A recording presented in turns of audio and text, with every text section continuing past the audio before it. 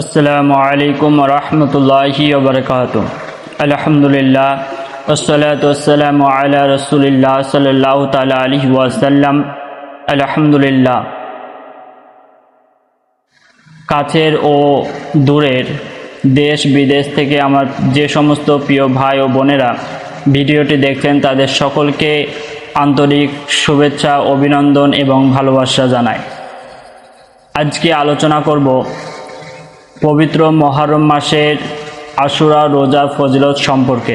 মাহে মুহররমের পবিত্র আশুরা রোজার ফজিলত প্রসঙ্গে স্বয়ং নবী করিম সাল্লাল্লাহু আলাইহি ওয়াসাল্লামের বহু সহিহ হাদিস বর্ণনা রয়েছে, যেটা সহিহ মুসলিম শরীফে 2812 নম্বর হাদিসের মধ্যে উল্লেখ রয়েছে, তিরমিজি শরীফে 740 নং হাদিসের মধ্যে উল্লেখ রয়েছে, সহিহ ইবনে খুজাইমার 2076 নম্বর হাদিসের মধ্যে উল্লেখ রয়েছে, সুনানে আবি দাউদ এর 2429 নং হাদিসের মধ্যে উল্লেখ রয়েছে।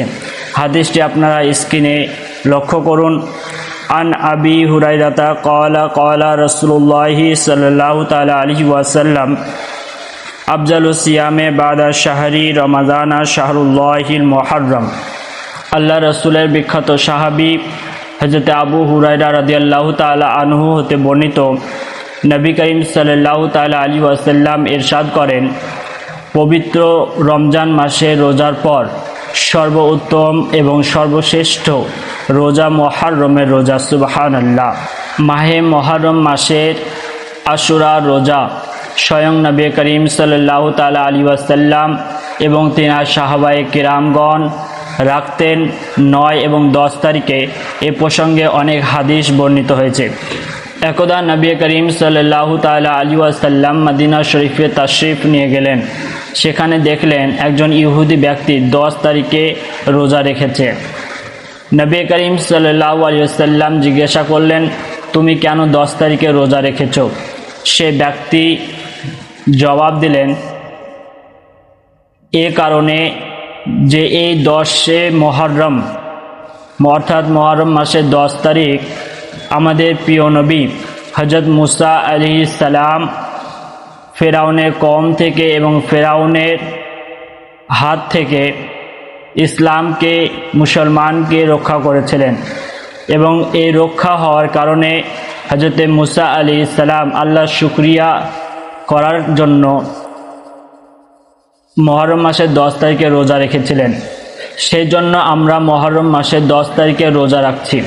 এর জবাবে নবী করিম সাল্লাল্লাহু তাআলা আলাইহি ওয়াসাল্লাম কি বললেন সেটা বুখারী ও মুসলিম শরীফের রেফারেন্সে মিশকাত শরীফের মধ্যে 2067 নম্বর হাদিসের মধ্যে উল্লেখ করা হয়েছে। হাদিসটি আপনার স্ক্রিনে লক্ষ্য করুন। ফানাহনু আহাকু ওয়া আউলা বিমূসা মিনকুম, তোমাদের তুলনায় আমরা মুসা আলাইহিস সালামের কাছে বেশি হকদার। ফাসামাহু রাসূলুল্লাহি সাল্লাল্লাহু আলাইহি ওয়াসাল্লাম ওয়া আমারা বিসিয়ামিহি, ফলে আল্লাহ রসুল নিজে রোজা রাখলেন এবং সাহাবায়ে কেরামদেরকে রোজা রাখার আদেশ দিলেন। যখন নবী করিম সাল্লাল্লাহু তাআলা আলাইহি ওয়াসাল্লাম মুহররমের 10 তারিখে রোজা রাখা শুরু করলেন, তখন কি হয়েছে সেটা সহিহ মুসলিম 2723 নং হাদিসের মধ্যে উল্লেখ রয়েছে, মিশকাত শরীফ 2041 নম্বর হাদিসের মধ্যে উল্লেখ রয়েছে। হাদিসটি আপনারা স্ক্রিনে লক্ষ্য করুন। ওয়া আন ইবনে আব্বাসিন ক্বালা হিনা সামা রাসূলুল্লাহি সাল্লাল্লাহু আলাইহি ওয়াসাল্লাম ইয়াউমা আশুরা ওয়া আমারা বিসিয়ামিহি ক্বালু ইয়া রাসূলুল্লাহি সাল্লাল্লাহু আলাইহি ওয়াসাল্লাম ইন্নাহু ইয়াউমু ইউআযযিমুহুল ইয়াহুদু ওয়ান নাসারা। রাসূল পাক সাল্লাল্লাহু আলাইহি ওয়াসাল্লামের বিখ্যাত সাহাবী হযরত ইবনে আব্বাস হতে বর্ণিত, যখন রাসূল পাক সাল্লাল্লাহু আলাইহি ওয়াসাল্লাম আশুরার দিন রোজা রাখা শুরু করলেন, তখন সাহাবায়ে কেরাম বললেন, ইয়া রাসূলুল্লাহ, এই দিনটিকে ইহুদি এবং নাসারারা সম্মান করে থাকে। দয়াল নবীজি তার উত্তরে বললেন, ফাকালা রাসূলুল্লাহি সাল্লাল্লাহু আলাইহি ওয়াসাল্লাম লা ইন বাকিতু ইলা কাবিলি লা আসুমান্না তাসিঈ, যদি আগামী বছর আমি থাকি তাহলে 9 তারিখেও একটা রোজা রাখব।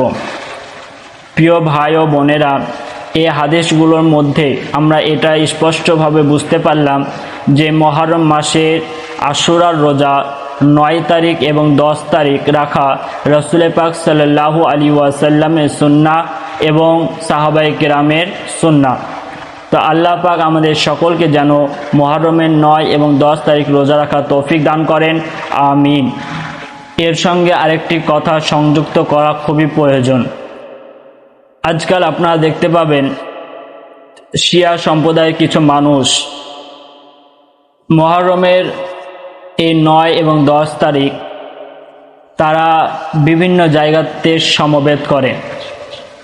সকল মানুষ এক জায়গায় হওয়ার পরে কেউ বুকে জোরে জোরে বাড়ি মারে, কেউ হাই হোসেন করে এবং মোমবাতি জ্বালানো হয়, তার সঙ্গে সঙ্গে তলোয়ার দিয়ে তাদের শরীরে আঘাত করা হয়। একটা কথা মনে রাখবেন, ইমাম হুসাইন রাদিয়াল্লাহু তাআলা আনহু জান্নাতে যুবকদের সর্দার। তিনার শহীদ হওয়ার কারণে শিয়া সম্প্রদায়ের মানুষ যে শোক মানানোর উদ্দেশ্যে এই কাজগুলো করে থাকে, এগুলো মোটেই বৈধ নয়। কারণ শোক মানানোর সময় 3 দিন পর্যন্ত রয়েছে, আজকে অনেক দিন হয়ে গেছে, তাই শোক মানানো যাবে না এবং এই সমস্ত কাজগুলো করা যাবে না।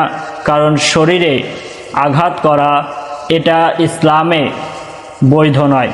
তাহলে আমাদের করণীয় কি? অবশ্যই কিছু না কিছু করণীয় রয়েছে, তবে কি করতে হবে আসুন জেনে নিই। মুহররম মাসের 10 তারিখে এবং 9 তারিখ আপনারা রোজা রাখুন এবং বেশি বেশি কোরআন তেলাওয়াত করুন। কোরআন তেলাওয়াত করার পর সেই কোরআনখানি ইমাম হুসাইন রাদিয়াল্লাহু তাআলা আনহু এবং কারবালা প্রান্তরে যত শহীদ হয়েছেন সকল ব্যক্তির প্রতি আপনারা সেটা বকশান এবং দোয়া করুন যাতে আল্লাহ পাক তিনাদের আরোহে পাকে এই সবটুকু পৌঁছে দেন এবং আপনার ঘরের সমস্ত পরেশানি যেন দূর হয়।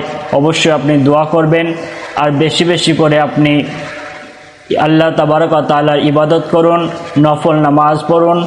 কিন্তু এগুলো কখনোই করবেন না যে আপনি বুকে আঘাত করছেন অথবা হাই হোসেন করছেন, এগুলো মোটেই বৈধ নয়। একটি গুরুত্বপূর্ণ মেসেজ হিসেবে আমি সকল পরিবারের সদস্যদেরকে অবশ্যই একটি কথা বলতে চাই। আপনারা পরিবারের গার্জেন, আপনারা সকলেই আপনাদের সন্তানদেরকে বোঝান যে এই কাজগুলো করা ঠিক নয়, এগুলো তোমরা করতে যেও না। কারণ আজ আপনি বুঝাচ্ছেন না, অন্যদিন আপনি যখন হাসরের ময়দানে যাবেন তখন এর জবাবদিহি আপনাকেই করতে হবে। এবং আপনি কেন গার্জেন হওয়ার পরে আপনার সন্তানদেরকে বোঝাননি, সেই জিম্মেদারি আপনার উপরে হবে।